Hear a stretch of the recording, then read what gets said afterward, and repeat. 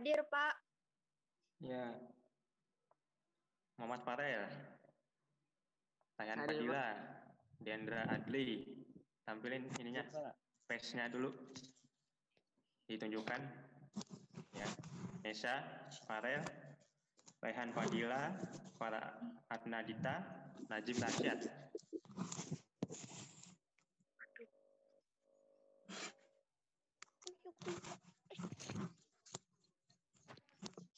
Oke.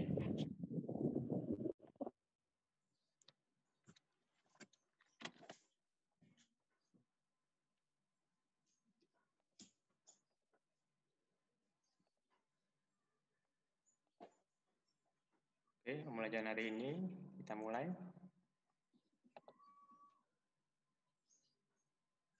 Bentar.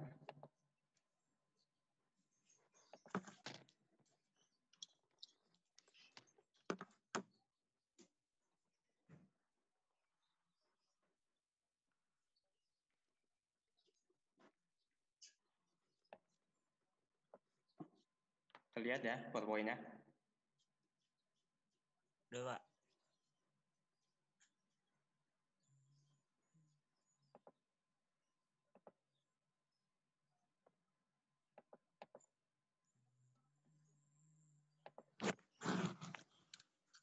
Oke, untuk pertemuan hari ini kita masuk pada bab materi tekanan, tapi submaterinya tentang aplikasi konsep tekanan pada mekanisme pengangkatan air dan nutrisi pada tumbuhan.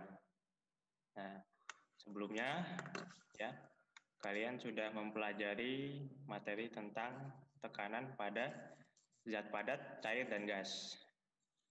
Kemudian apakah konsep tekanan zat yang sudah kamu pelajari, yang kalian pelajari itu juga terdapat pada makhluk hidup?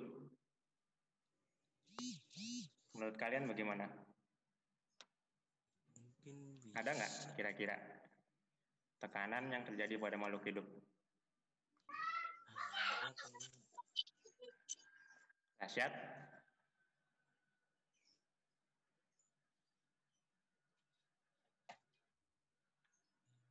Ya, jadi konsep tekanan ya juga terdapat pada makhluk hidup, misalnya pada tumbuhan. Yang tadi ya, mekanisme pengangkutan air dan nutrisi pada tumbuhan. Kemudian ada juga pada tekanan darah manusia, ya. Dan ketiga itu ada pada proses pertukaran gas di dalam pernapasan. Ya, tapi yang hari ini yang kita akan bahas itu ada tentang hanya aplikasi ya tentang tekanan dalam pengangkutan air dan nutrisi yang terdapat pada tumbuhan. Next, untuk tujuan pembelajarannya, ya setelah mempelajari bab ini, diharapkan kalian dapat kalian dapat memahami jaringan yang berperan dalam sistem pengangkutan air dan nutrisi pada tumbuhan. Yang kedua, kalian dapat menyebutkan faktor-faktor yang mempengaruhi tekanan pada tumbuhan. Kemudian yang ketiga, kalian dapat mendeskripsikan proses mekanisme transportasi air dan nutrisi pada tumbuhan. Dan yang terakhir, yaitu kalian dapat menyimpulkan faktor-faktor yang mempengaruhi tekanan pada tumbuhan. Ini pendahuluannya ya. Untuk hidup, tumbuhan membutuhkan air dan gas serta zat hara yang diambil dari lingkungannya. Tumbuhan memiliki akar, batang, dan daun dengan fungsinya masing-masing. Menurut kalian, organ mana yang berperan dalam penyerapan zat tersebut? Ini apa? Ya, ada apa? Akar, Ada akar, bukan? ya. Tetapi Akar. di dalam akar, batang, dan daun itu, di dalamnya masih ada jaringannya. Jaringan-jaringan yang terdapat dalam akar, batang, dan daun.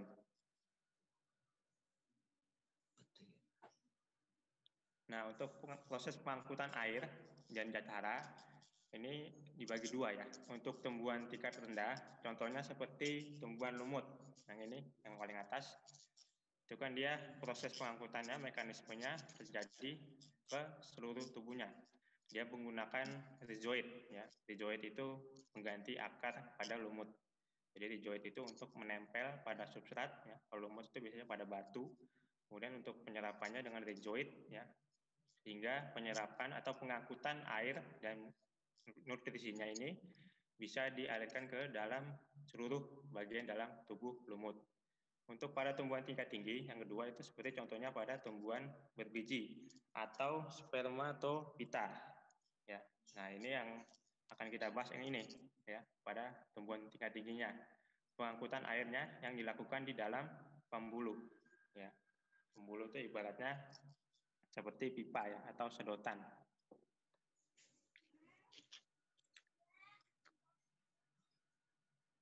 Ya, ini bagian organ yang berperan tadi ya, ada akar, ya, batang, tadi lupa nulis batang, kemudian ada daun ya, akar ya yang menyerap air dari bawah dalam tanah, kemudian dialirkan ke batang, kemudian mengarah kepada daun untuk nanti proses fotosintesis. Lalu bagaimanakah penyerapan dan proses pengangkutan zat air dan nutrisi itu bisa terjadi? Bagaimana mekanismenya? Nanti kita akan bahas ya. Ada faktor-faktornya ya, apa saja menjadi faktornya. Adapun faktor yang mempengaruhi pengangkutan air dan nutrisi dari akar ke daun ya, itu ada yang pertama yaitu tekanan akar, yang kedua itu ada kapilaritas batang, yang ketiga itu ada daya isap daun. Nah, ini faktor yang pertama ini yang menyebabkan air dapat naik ke daun. Ya, bisa sampai ke atas daun, dari misalnya pohonnya tingginya 10 meter.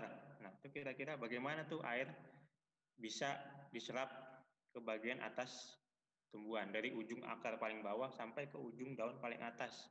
Sedangkan tumbuhan itu tidak memiliki pompa air, tidak memiliki seperti kita jantung lah, tidak memiliki pompa. Bagaimana sih supaya air itu bisa naik ke atas? Nah, di sini ada peran yang pertama itu ada tekanan air ya.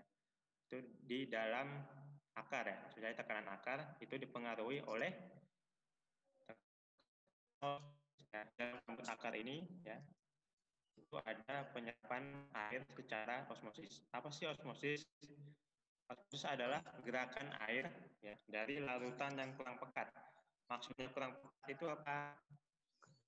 Kurang pekat itu artinya konsentrasinya ya, ke larutan yang lebih pekat atau konsentrasinya yang tinggi. Jadi sudah di luar akar tanaman ini ya, di tanah yang ada airnya ini, konsentrasinya di dalam akar yang konsentrasinya lebih tinggi.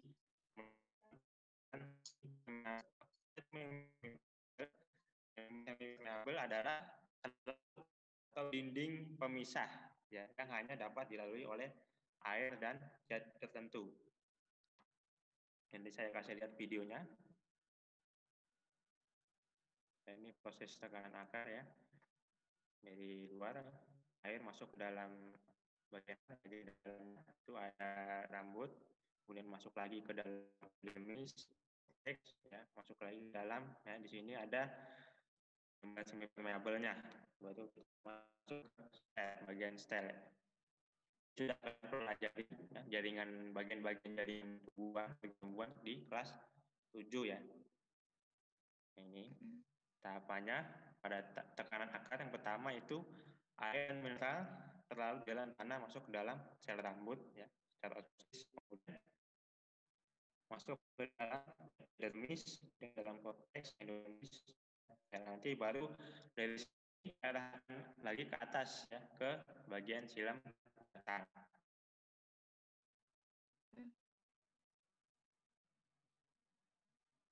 Nah, ini proses penyerapan air ya, dalam akar ya, yang menyebabkan akar bisa masuk ke dalam pembuluh sel. Dalam ini air menuju ke batang daun yang letaknya lebih tinggi. Saat air masuk ke dalam sel akan terjadi tekanan dinding sel sehingga sel akan merenggang. Hal ini yang menyebabkan tekanan untuk melawan aliran air tersebut. Ya, jadi ini untuk yang daya tekan air ya. Jadi pergerakan secara osmosis yang menimbulkan adanya gaya dorong ya, ke dalam batang. Air ini ya menyebabkan air yang sudah diserap dari dalam tanah yang sini menyebabkan akar ini menyebabkan air gas melalui silam batang. Jadi selanjutnya ke bahasa akaran dulu sampai ke dalam batang. Nah ini ada animasi video ya.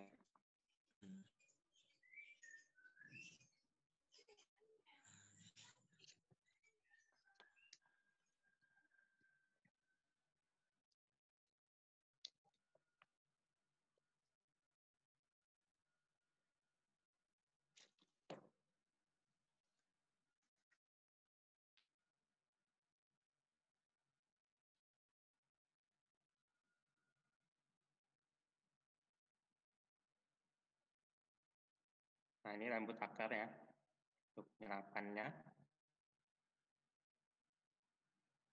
Nah ini proses masuknya air ya dari luar tanah ke dalam rambut akarnya ini.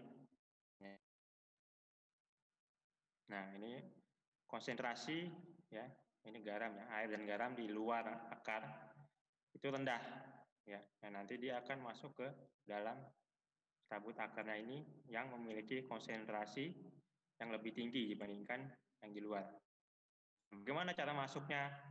Nah ini dengan adanya membran semi-permeable sehingga zat yang masuk ya, zat yang masuk air dan mineral yang masuk ya itu bisa diserap melalui membran semi-permeable. Jadi hanya air dan garam dan mineral tertentu yang bisa masuk ke dalam membran semi-permeable ini.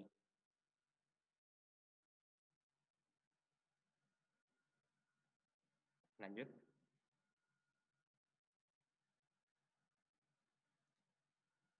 Kemudian yang kedua ada yang namanya daya kapilaritas batang.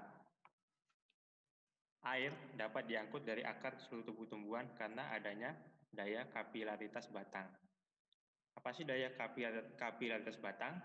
Daya kapilaritas batang adalah kemampuan jaringan silem ya yang memiliki diameter yang sangat kecil, kapiler ya, atau pipa kapiler untuk menaikkan permukaan air lebih tinggi dibanding dengan di luar pembuluh.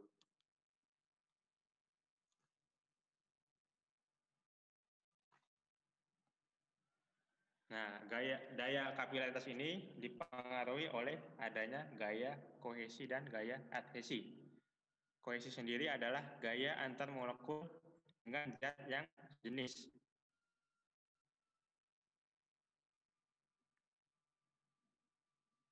Ini PowerPoint-nya masih kelihatan ya? Masih Pak. Iya. Masih Pak. Ya, ya. Masih Pak. Ya, jadi gaya kohesi ini antara molekul air dengan molekul air lainnya sangat kuat. Contohnya apa gaya kohesi? Itu misalnya tidak bercampur dengan minyak, ya, itu gaya kohesi. Kemudian untuk gaya adhesi itu gaya tarik antar molekul zat yang tidak sejenis. Ya, jadi pada saat air masuk ke dalam pembuluh silam, air akan mengalami gaya adhesi yang lemah antara molekul air dan molekul silem. Kalau contoh lainnya dalam kehidupan sehari-hari itu gaya adhesi itu melekatnya tinta pada kertas, ya. Bisa juga ketika air yang ada di atas telapak tangan kalian, atau misalnya kalian melihat tumpahan susu di atas lantai, nah itu namanya gaya adhesi. Ini contoh ya demonstrasi bagaimana proses kapilaritas pada batang. Di videonya.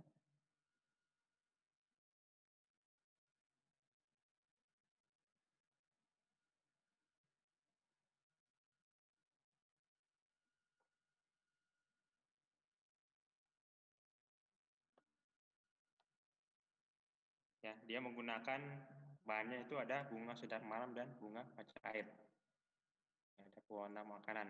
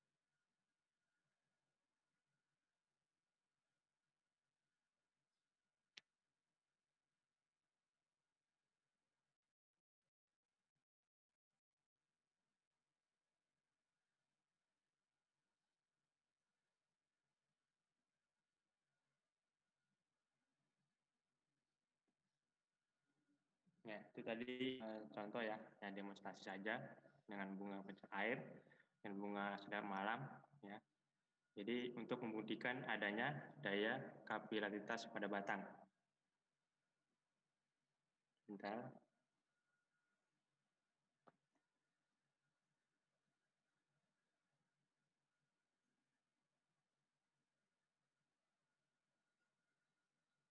Ya, jadi daya kapilaritas itu tadi ya pengertiannya itu daya yang menyebabkan air ya, dari bawah bisa naik ke atas. Itu namanya daya kapilaritas. Ya. Jadi air yang terdapat di dalam silam, jadi airnya itu dapat naik sampai ke daun karena adanya daya kapilaritas. Contoh lain daya kapilaritas itu ada pada, kalau kalian pernah di rumah punya kompor ya yang masih pakai minyak tanah, nah, itu pakai sumbu ya. Nah, sumbunya itu dia pakai daya kapilaritas, bagaimana air dalam kotak kompor itu bisa naik ke dalam sumbu ya. Itu istilah lain atau contoh lain dari daya kapilaritas batang. Nah, ini yang terakhir itu ada tentang mekanisme pengangkutan nutrisi pada tumbuhan. Agar kebutuhan nutrisi di setiap bagian tumbuhan terpenuhi, maka dibutuhkan suatu proses pengangkutan nutrisi. Hasil fotosintesis berupa gula dan asam amino ke seluruh tubuh tumbuhan. Bagaimana mekanismenya? Ya, dimulai dari bagian daun. Nah, ini kita lihat ya. Kepindahannya ya, yaitu menggunakan proses difusi. Dengan difusi ya, dari konsentrasi gula yang tinggi ke bagian konsentrasi rendah. Itu untuk proses transportasi nutrisi pada tumbuhan. Nah, untuk selanjutnya di bagian daun ini ya, bentar saja dulu. Saya berikan video animasi bagaimana proses pengangkutan nutrisi pada tumbuhan.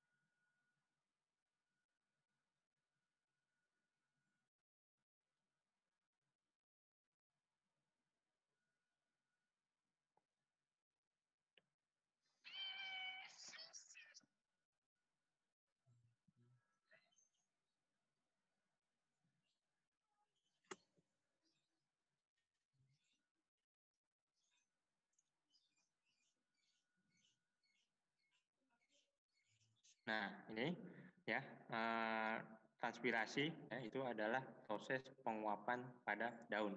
Jadi air di dalam daun itu keluar melalui stomata daun atau mulut daun. Keluarnya air tersebut ya dari daun itu sebutannya namanya transpirasi. Lanjut.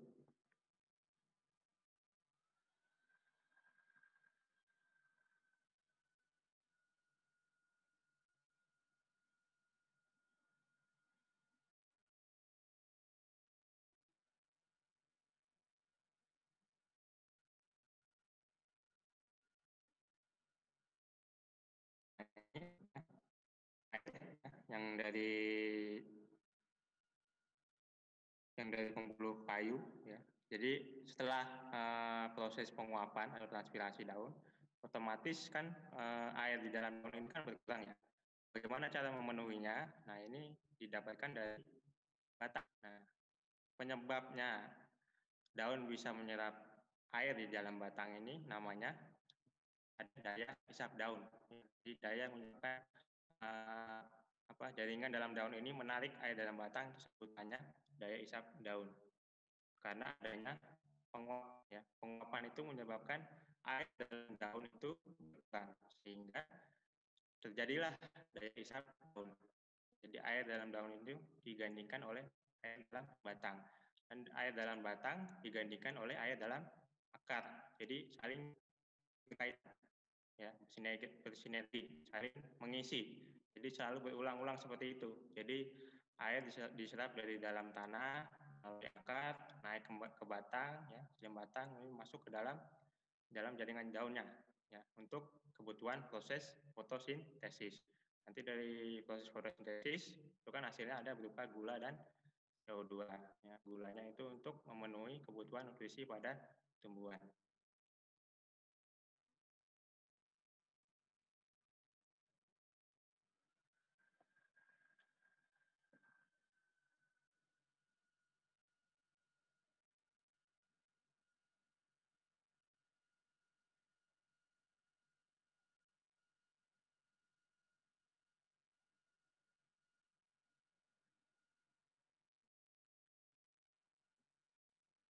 Ya, jadi penguapan ini pada daun ini, transpirasi, ya, itu menyebabkan cairan sel pada daun menjadi lebih pekat, sehingga sel daun ini, ya, menyerap air dari pembuluh kayu pada tulang daun, ya. Tulang daun dia menyerap air pada pembuluh kayu, kemudian air yang diambil dari pembuluh kayu daun akan digantikan oleh dari dalam pembuluh kayu batang.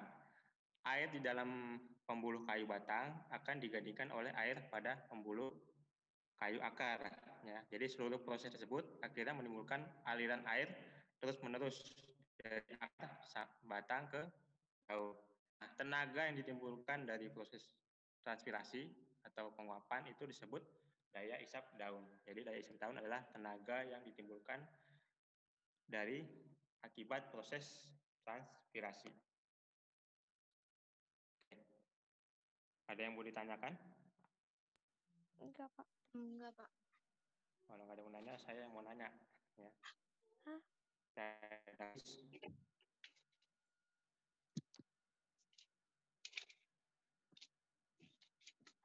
Nomor 1.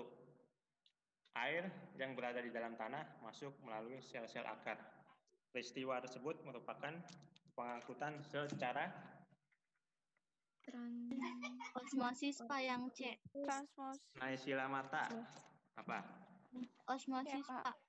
Osmosis. Oke, Kenapa Pak. osmosis?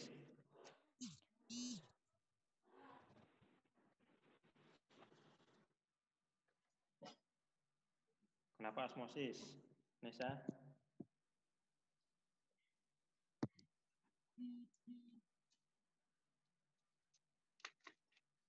Tadi sudah dijelaskan, ya. Osmosis itu adalah perpindahan konsentrasi, ya, konsentrasi zat dari larutan yang kurang pekat kepada larutan yang pekat melalui membran semi permeabel, ya. Tadi, ya. Kemudian yang kedua, soal kedua itu ada proses keluarnya air dari tumbuhan, disebut dengan tadi baru kita bahas Intan Nuraini. Apa? Intan Nuraini? Transpirasi. Ya, transpirasi, ya, atau penguapan. Ya. Kemudian soal ketiga, itu membran sel tumbuhan bersifat semi permeabel. Apa artinya? Rasyad.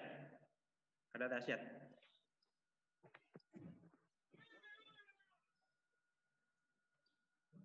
Halo?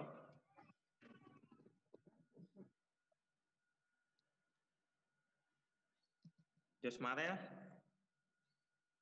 Yang laki-laki yang jawab. Pengertian membran semi permeabel. Nggak ada yang tahu. Sudah yang lain, apa jawabannya? Ya, semi permeabel itu Yang A. Ya, yang A, ya. Semi permeabel itu, ya, zatnya itu hanya dapat dilewati dengan ukuran tertentu. Itu yang A. Oke. Jadi belajar ini.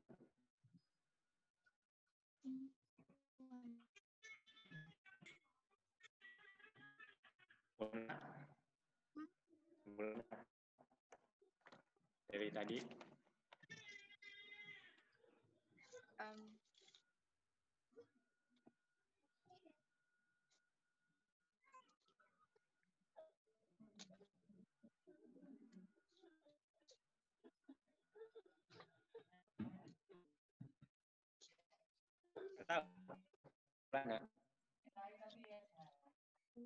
Ya, simpulnya yang pertama itu apa? Air ya, dapat angkat naik dari akar ke bagian tumbuhan yang paling atas ya, daun. Itu disebabkan oleh 3 faktor tadi ya, karena yang pertama tadi akar, ada daya kapilaritas batang, dan ada daya isap daun. Kemudian yang kedua itu pengangkutan hasil fotosintesis ya, tubuh terjadi melalui pembuluh fluem. Ya, perjalanannya itu dari sumbernya daun ya, dari konsentrasi gula tinggi ke bagian tumbuhan lain yang dituju ya kepada daerah yang memiliki konsentrasi gula rendah, sebutannya difusi. Oke. Mana ya, gas. Nah, kita akan menjadi komponen ya. Next kita akan mungkin gambar aja mungkin tuan mekanisme.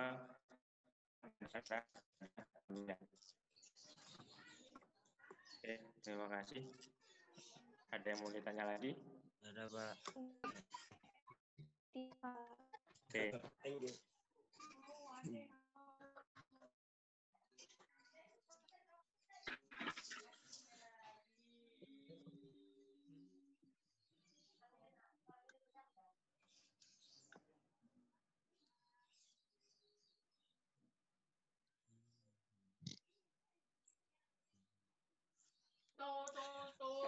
Oke, demikian pembelajaran kita hari ini. Kalau ada salah kata, saya mohon maaf ya. Saya tutup. Wassalamualaikum warahmatullahi wabarakatuh. Selamat siang. Jangan keluar dulu ya. Jangan keluar dulu. Nanti ada pengarahan dari Pak Sukatma. Jangan keluar dulu. Baik, Pak. Oke. Pak.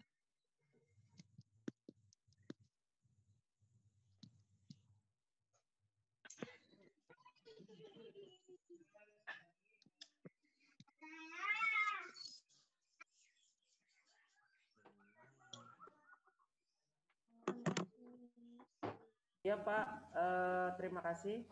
Sebaiknya ke Bu Lasma dulu Pak sebagai kepala sekolah untuk yang mengevaluasi apa yang menjadi kekurangan pada pembelajaran hari ini. Terima kasih Pak. Ya Bu, silakan Ibu Lasma. Ya, baik, terima kasih Pak Baskoro, terima kasih Pak Sukatma.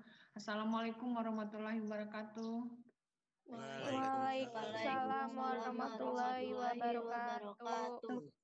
Ya, selamat pagi semua anak-anakku. Salam sehat buat kita semuanya. Ya, anak-anakku sudah Ibu berterima kasih kamu sudah mengikuti pembelajaran PJJ dengan baik sampai saat ini. Hari ini kan kalian belajar IPA.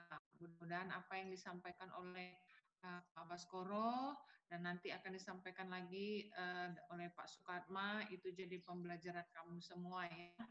Ibu berharap kamu semuanya tetap jaga kesehatan nanti sampai kita ketemu.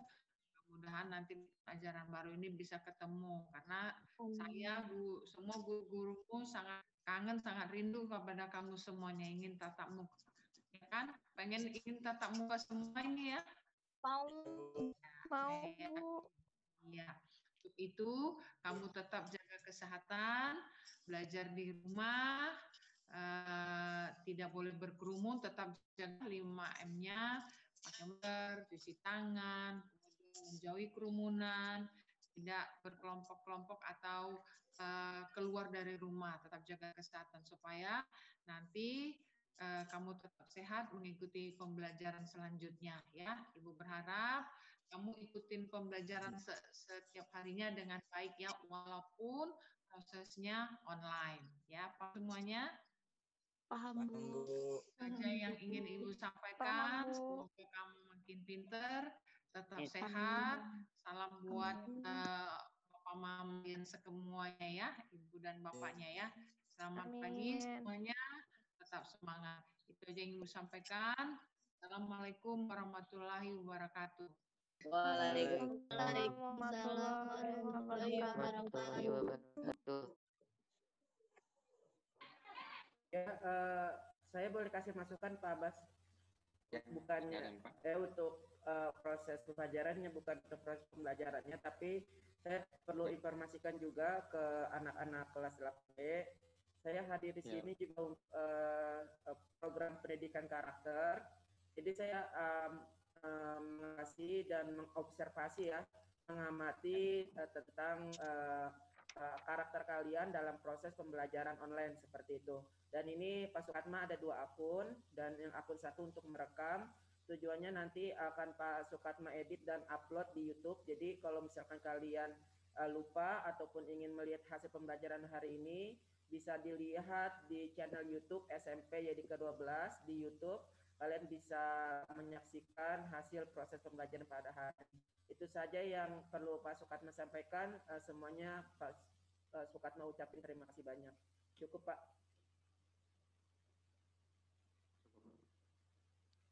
Untuk anak-anak udah nggak ada lagi Pak? Udah nggak ada Pak. Ya, semuanya saya sudah rekam dan saya sudah dokumentasikan Pak. Ya, cukup dari saya. Ya, tapi dia lagi ke bengkel. Oh ya. Dari Pak Sukatma sudah, dari Ibu Kepala Sekolah, Ibu Lasma sudah. Baik, kita akhiri saja ya. Kita tutup ya. Dalam banyak mohon maaf. Wassalamualaikum warahmatullahi wabarakatuh. Selamat siang.